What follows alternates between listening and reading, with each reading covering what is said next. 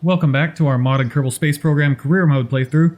In the last episode, we launched our first space station, which is now in low Kerbin orbit, and we put 2 Kerbals aboard it for 30 days to complete a contract there, and sort of as a proof of concept that we can do life support for longer missions. I think what we're going to do today is we're going to try to send our first crewed mission to the surface of the moon. So if we look at our contracts available, we've got 2 involving Minmus. We'll just let those sit for a bit. We've got plenty of time for the deadline on both of those. So what new is available? Science data from space around Kerbin. We can get that with basically anything that we launch right now. So let's go ahead and take that. Surface deployed Mr. U observation science. Okay, talking about that, let's go back and look at this one that I took a couple of episodes ago. So I took this contract when we did our probe landing on Minmus, because I thought this was the regular Mystery Goo experiment. I didn't read closely enough. It's the surface deployed Mystery Goo, which has to be deployed by a Kerbal, by a crew member. The same is true of this contract, but since we're sending a manned mission now, we can do that. The sort of caveat there is we don't actually have a surface deployed solar panel yet to power it. But we do have 100 science available, and that node unlocks for 90 science, so we can do that. Let's take this contract. Orbit the sun. All you have to do is get into orbit around the sun. That's really easy.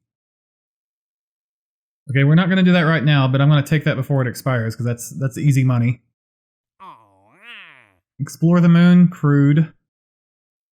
Let's take it. Explore Minmus crewed. We might as well take that because we're going to do it sooner or later. Probably very much sooner rather than later. Bring green sandstone back with you. I'm going to take that before it expires because that'll be a Minmus mission. Anything else that's going to synergize with our crewed mission to the moon right now? Repair, eh? For that we need an engineer and some repair kits. Kind of depends on what orbit that's in, doesn't it? Can I see that in the tracking station right now? So let's go look at the moon. Agency Zaltonic Electronics. So that's a retrograde orbit. Which doesn't matter too much because we're not trying to... Well, it's a little bit more efficient to not go retrograde. It's really not that big of a deal on the moon.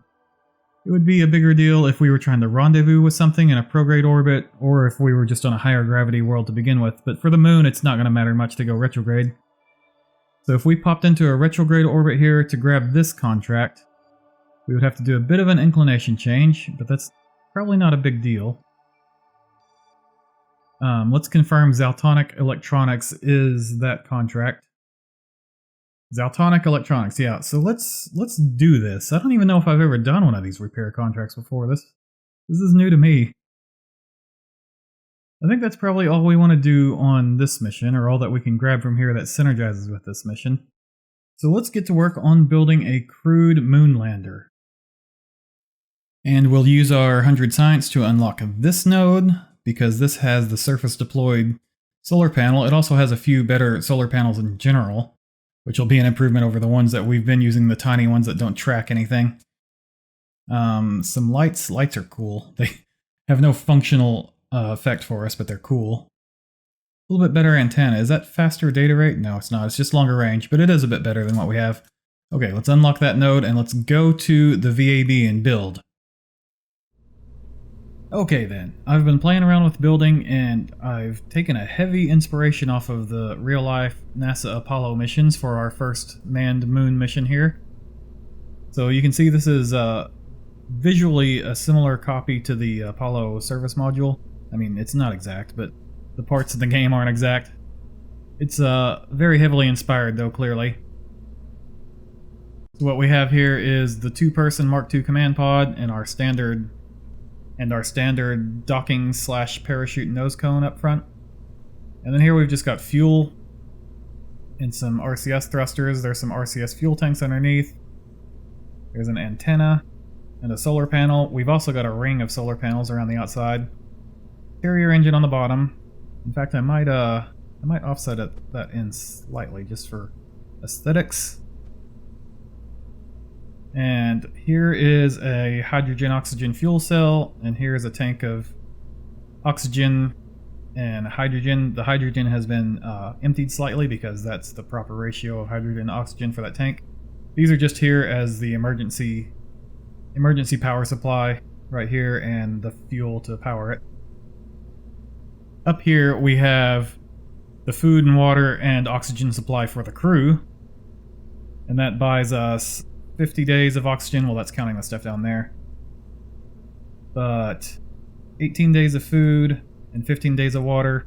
You know, it just occurred to me. We should have nitrogen tanks on board too to replenish the nitrogen we're going to use during EVA activities. Let's just plop a couple of nitrogen tanks over here. Hope 2 is enough. I honestly don't really know how to calculate that well how much you'll need. Part of it is how many EVAs you do. But anyway, so here's our service module. And then up here I've got this decoupler in between the two parts. That's not going to be on the actual mission. I'm just using it to make sure that the calculator over here is working correctly. So up top we've got this, what does Kerbal call it? Münar excursion module. I think the real world counterpart that it's copying was the lunar excursion module, LEM. But we've got that. And by the way, this thing has inventory and we've got a repair kit in it so that we can do, maybe we'll add an extra repair kit, by the way. But so that we can do that contract to repair the satellite. The MEM inventory, does it have anything in it? Another EVA experiments thing and a light, just because the lights don't really do anything, they're just kind of cool. But we've got this cargo storage unit on board that is holding a surface deployed solar panel, mystery goo, and control experiment. So if we have an engineer deploy this, let's take a look at it over here. If you have an engineer deploy this solar panel, then a level 1 engineer, which is all we have right now because we haven't trained our engineers, can get 2 units of power out of a solar panel. So that'll be 1 to power the goo and 1 to power the experiment control. The other side we've got the radial attached version of the Science Junior, and I did tweak scale it down by half because these parts are just so big they're ugly to put on things. And this is all what you call the descent stage. It's got the landing legs, the 3 landing legs, and the descent engine. Sure, let's leave that like it was. It will detach after landing. When we're ready to take off, it detaches right here at this decoupler. And there's another hidden engine in here that will take us back to orbit without the weight of this stuff. Okay, so altogether this is a 15.7 ton assembly. Now we need to put this on top of a launch vehicle and get it into orbit. Okay, I've slapped on the launch escape system, and I've got the MEM packed in underneath the service module here. I was able to find a rotation where the antenna fits against this flat spot. I did have to sort of tweak the adjustment, or tweak the offset a little bit from where I had it, but it fits without clipping anything, so that's pretty neat. And I also note I did add a probe core, just because I wanted to have the telemetry report experiment on board. So now let's get this thing in a fairing. Basically we want to close a fairing in up to like here. And actually if we're going to do that, we're going to have to move these things down slightly. Let's go ahead and do that. Okay, we want to enclose all of the stuff in a fairing about to here. And then put it on top of a launch vessel. So let's get to work on that. And here we are with the launch vehicle attached. So all of our crew stuff is inside this fairing here. I'm slightly annoyed that we have to have this neck down in size right here. If we had unlocked 2.5 meter fairings already, we could have made this a sort of a smooth design and it would have looked a lot nicer. But we don't have those yet. The biggest we have is the 1.875 fairing, so we're just going to have to live with that little neck right there. So we want our crew. We definitely need to have an engineer. Okay, we do. Crew is in the command pod. We don't want our crew in the MEM because the command pod has the launch escape system if something goes wrong. Does it matter which pilot we take? Jeb has only orbited Kerbin. Val has orbited Kerbin and the moon. So Val has already orbited the moon. Let's take Jeb. He could use more training. Face east. head to the launch pad. This is a big old stack of things. Anyway, let's use gravity turn mod. Auto stage off, time warp on. Target altitude 80 is fine. Launch.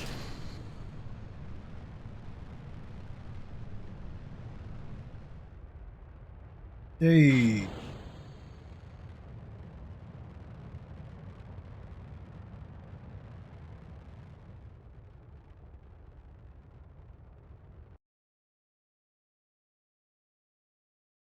Okay, we've got our apoapsis above 80. Turn SAS on now. We can get rid of the launch escape system, so I'm going to nose this down slightly. And as usual, I've got it on the brake button, so tap B. Let's go prograde. I'm going to save, because the game gets janky sometimes, and we're about to do the exciting stuff. So let's get rid of that fairing. What we want to do is... well, we've got plenty of time. So what we want to do is undock. Ignite engine, I suppose.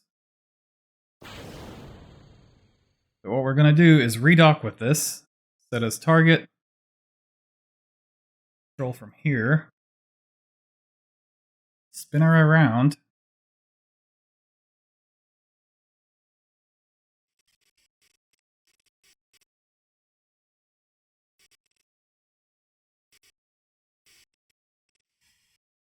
There we go, we're linked up. So now we can decouple here. Let's just take control of this lower part and we're going to get rid of it. Retrograde, and we're going to use the remaining fuel until we've got a periapsis less than 0.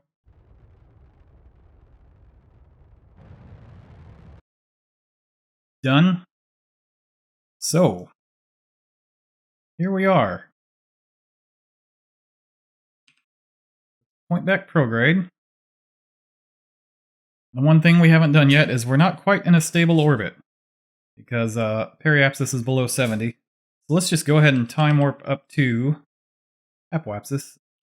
Okay, we're here. Let's face retrograde. It's not going to take much to get us into a stable orbit. I'm going to try to do it with the RCS thrusters, just because it'll save us some rated ignitions on the main engine.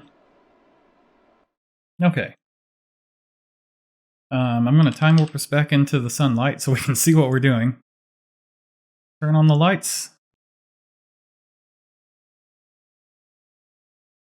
Let's get the antenna deployed. And this extendable solar panel, this is our first time using a solar panel other than one of these stick-ons. So that's cool.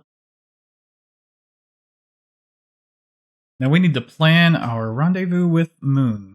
That is target. I wish I'd looked at that a little sooner because we just passed it. That's okay. Right abouts in here. And let's not forget, we're not going for a normal orbit. We want to intersect this satellite at some point. So we need to get into a retrograde orbit.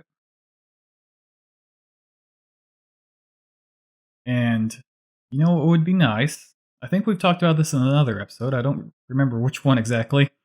But if we can get our periapsis to be under the plane of this orbit, that'll put our ascending and descending nodes there, which is just very convenient.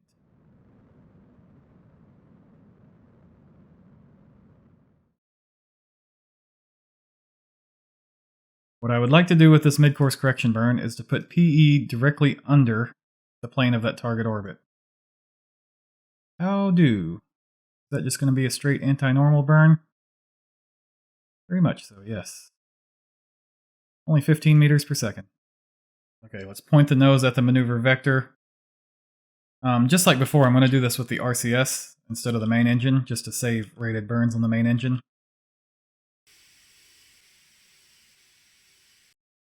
Okay. So the next maneuver we're going to make is capture burn right here. Capture into high eccentric orbit. And you can see that puts our apoapsis at the ascending node, so that'll make the plane change cheap to do here to get into the plane of this satellite. For now, let's just do some time warping. Going to be a 26-second burn.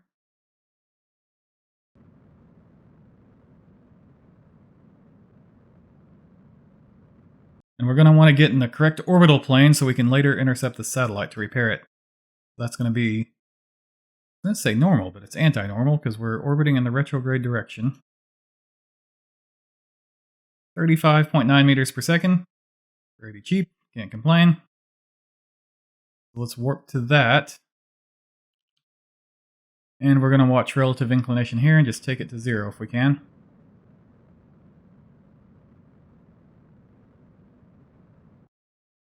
Let's bring the periapsis down to like, I don't know, 50? 40? 40 sounds good. Warp to there, and at that point we're going to do a retrograde burn to bring the apoapsis down to 40. We're going to basically circularize into a low orbit.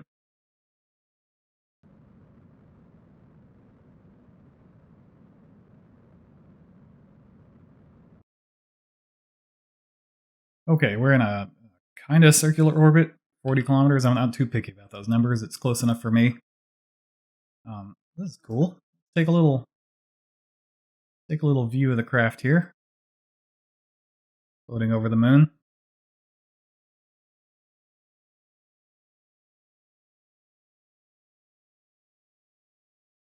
Okay, so our next task is going to be, here's the HUD. Our next task is going to be to pick a landing site. So let's bring up our ScanSat map.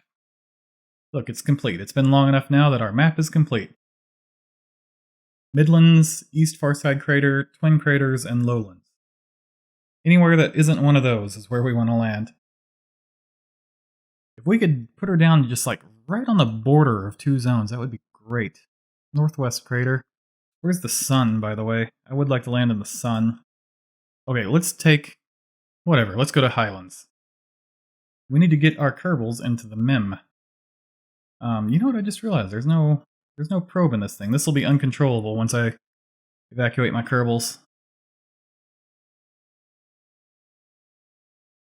Oh, that's not how that's supposed to work. Seems that our ladders are kind of funky. Let's be careful? I'm not sure how to be any more careful than what I was. Try to just avoid taking the ladders right there.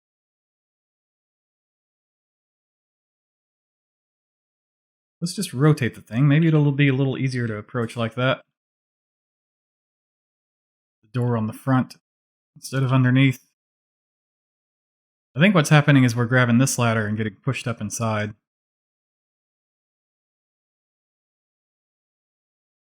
There we go. Once again, if we wanted to make things easy, we could just do a crew transfer. I just don't like doing crew transfers through these small docking ports. Just think it doesn't feel right.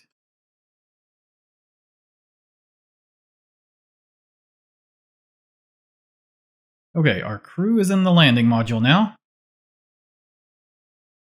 Let's undock. Dock. Controlling the wrong part here. There we go. Ignite this engine. We'll use the RCS to pull away a little bit so we don't hurt anything. SES on. Retrograde. We're going to aim for a landing somewhere right out in here, if I remember correctly. This is Highlands, but this darker color is Midlands, so let's aim for right around in here. You know what? Screw it. We're going for the East Crater. It's a little more efficient. I'm just tired of... I just don't want to burn all the way back to there. Impact in 79 seconds, estimated burn 82. That is actually still fine, despite the fact it kind of seems like it isn't, because as I've discussed before, this is not a true suicide burn calculation. Get the landing legs out, so we don't forget like we did in the past. Once these two numbers line up, we're going to throttle down to about 2/3.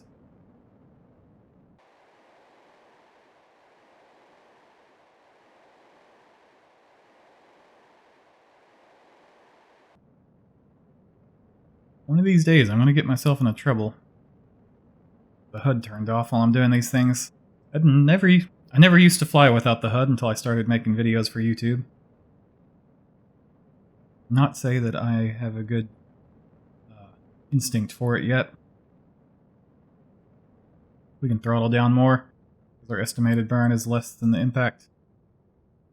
Where are we actually targeting at the moment? I'm guessing somewhere right in here. There it is. I'm gonna get the crater in the crater. Yo, dog, I heard you like craters.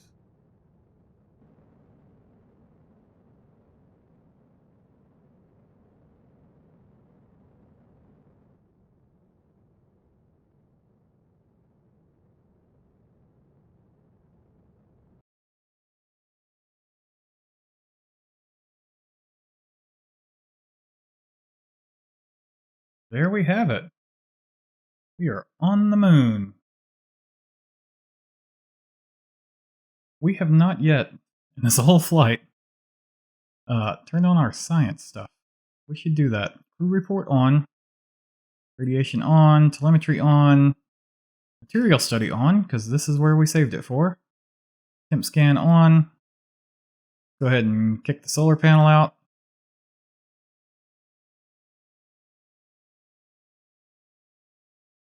Not a great alignment here, but it'll work.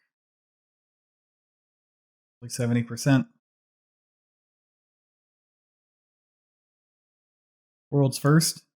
Walked on the surface of the moon.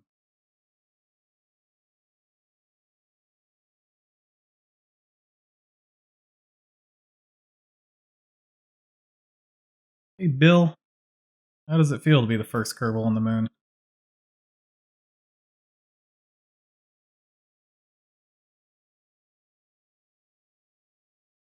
I don't think you need your parachute on the moon. I could be wrong. But let's trade it out for solar panel.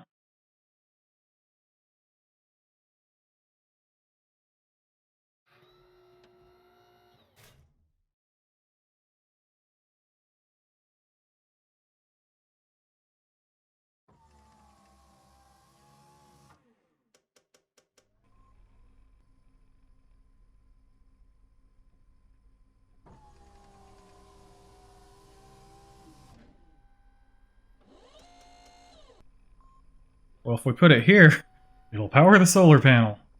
No, that's not how that works. But, okay. Lights on.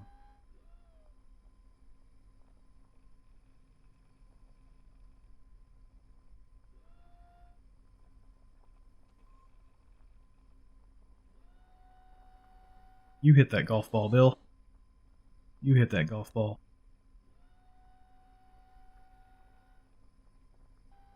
Okay, so here's the deal. There are rocks, moon rocks, that we can collect and bring home. But they're special rocks. It's not just any of these rocks. All of these parallax rocks won't work. It has to be a special rock. How do you tell? Don't know. I don't know, to be honest. But we can use the cheat menu to tell, so let's go into... Where's it at? Breaking ground, surface features, surface feature finder on. And this red dots point at all of the special rocks. Oh, there's one right there. How convenient is that? Let's go find this here special rock.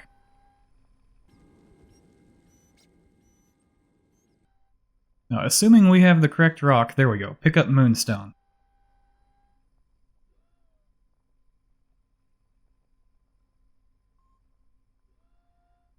Keep experiment. Yep, see, it was that one. Couldn't you tell? Didn't it look so special from all the others? Yeah. I'm glad we had the cheat menu for that. So now let's turn the surface feature finder off since we have what we came for. Let's get back to the spacecraft. I want to try to do this no HUD.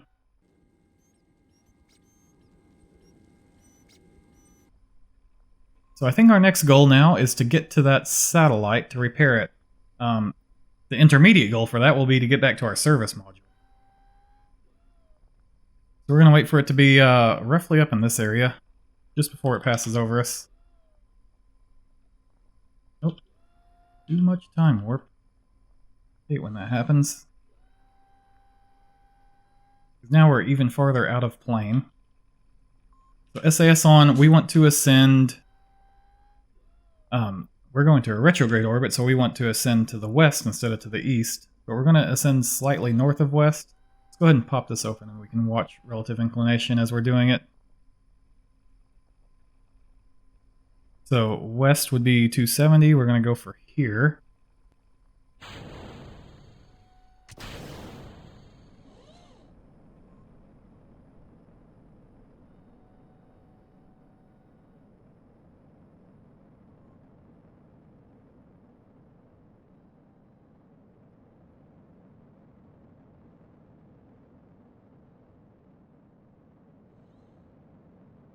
I guess what we want to do is put apoapsis right under the plane of the line. Or a little farther, even. You could do it a little further. Okay. So right at the ascending node, we're going to need to do a inclination change.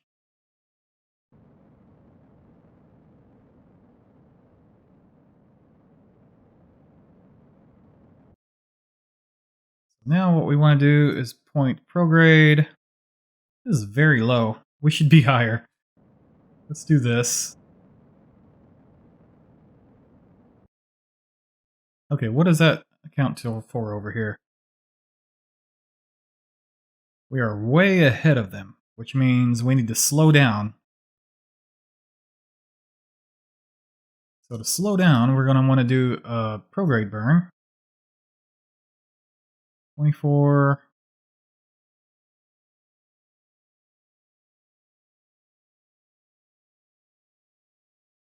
0.5, we can do better than that, can't we? Maybe not, because it might need to do more of a plane change to get us in there. 0.2. I can live with 0.2. I'd rather have 0.1. We've got 200 meters per second left in the tank, and we're only going to need 50 of it to cancel out. So we've got 150 left over. That's our margin, even after doing the plane change. That's cool. We can pump that back into the service module and use it for the trip home.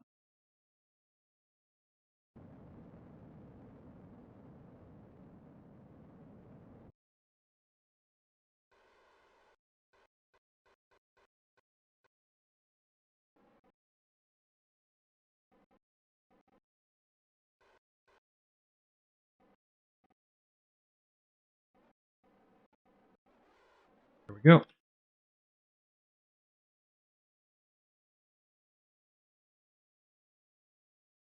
There we go. Take data.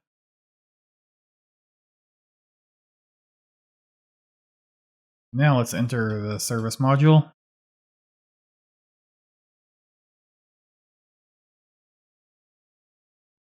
Deactivate this engine. And we'll deorbit this MEM. So, orbit referenced, retrograde. We're going to burn until we have a negative periapsis. Excuse me? This is not retrograde. Where are we controlling from? Control from here. I don't know where we were controlling from, but that should be better. Now we're going to do a burn until we have a negative periapsis.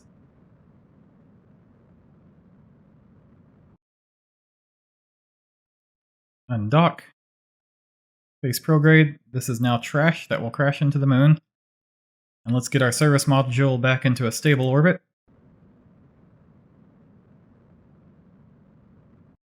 Okay. We've got 900 meters per second left in this thing. And we've got 34 rated ignitions. Our next stop, if I'm not mistaken, is the satellite that we need to fix. So let's just push this out a couple of orbits. Just one orbit, actually. That gets us pretty close. Now let's just go a little bit higher, because in this scenario we're ahead. So we want to go higher to slow us down, and we should get an intersect somewhere out in, probably out in here.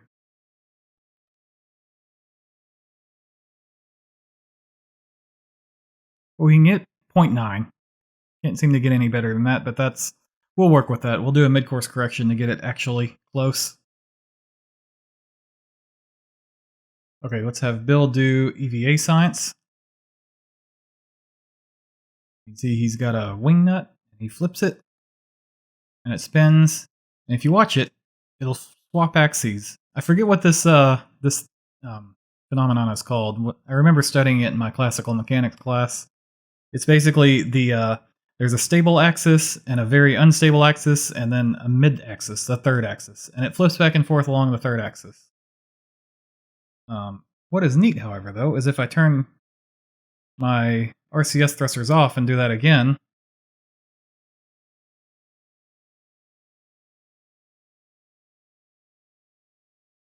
this time Bill's the one that spins, because he doesn't have the thrusters to counteract the force of him spinning the object. Okay, let's get you back in the spacecraft now.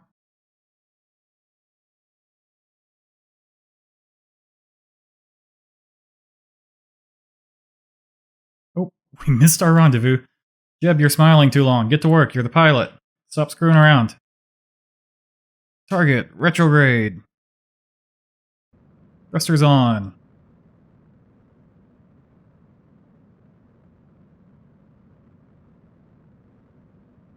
Okay, Bill, Mr. Engineer. You need to take this repair kit into your inventory.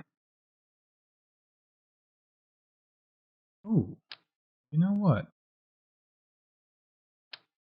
There we go. Just had to do a little shuffling around. Okay. I need you, Bill, to head over to this satellite. If I remember right, it's the solar panel that you were supposed to repair? Is that right?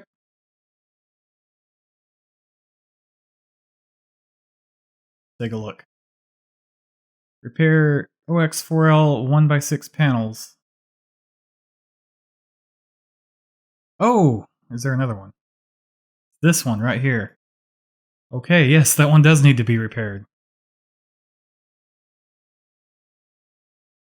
Repair kit. Repair. 1 kit required. Oh my god. Only a level 1 engineer can do it. You didn't tell me this before I accepted the mission, game. Okay. So we're not going to be able to complete that contract this mission. The burn to go down towards Kerbin should be somewhere right around here. You want to do it, basically think of it as going in the opposite of the orbital direction, so the moon's going this way. If we were in a prograde orbit going around this way, then opposite of the direction of orbit would be that way. But since we're in a retrograde orbit, we want to do it here. And then once you have that in your mind, just step back a little bit and do it at kind of like this coming into the curve. That's how I always think of these.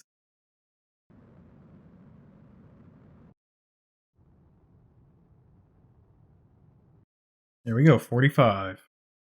So, let's time warp until we're out of the moon's SOI, but remember we still have a contract to transmit data from space around Kerbin. Transmit or recover. But you know what? We haven't done... You can stop. You can stop. I didn't need you to turn around. We haven't done the EVA science experiments here, apparently.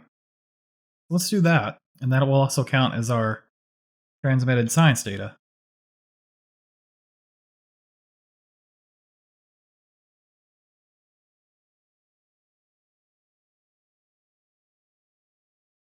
Are we in low space yet? We are. So, Bill, hop out and do your experiment one more time.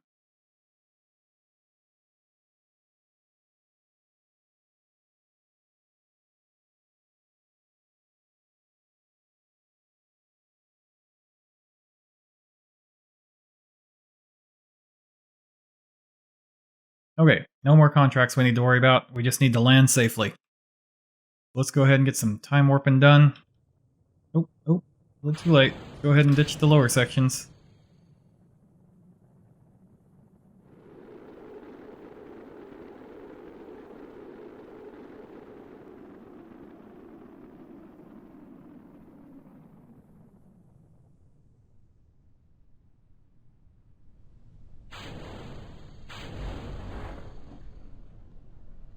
I had to guess, I would guess that we're going to blow up the heat shield on impact, since we seem to have done it with every other landing with this pod.